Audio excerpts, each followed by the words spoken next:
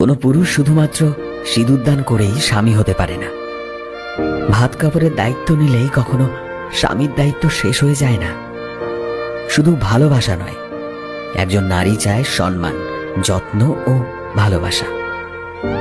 একজন নারীর মন পাওয়ার জন্য দামি দামি শাড়ি গয়নার দরকার হয় না, কেবল দরকার বোঝার ক্ষমতা, চোখ পড়ার ক্ষমতা।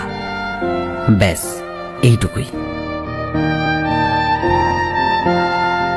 বুঝলে প্রিয়, কাউকে প্রচন্ড ভালোবাসার পর তাকে হার্ট করে অন্য কারোর সাথে সম্পর্ক তৈরি করাটা সহজ।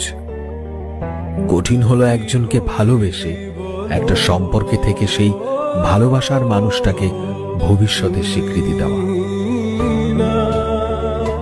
সেই সম্পর্কগুলোই সুন্দর, যে সম্পর্কে একজন অন্যজনকে বোঝার মতো ক্ষমতা রাখে।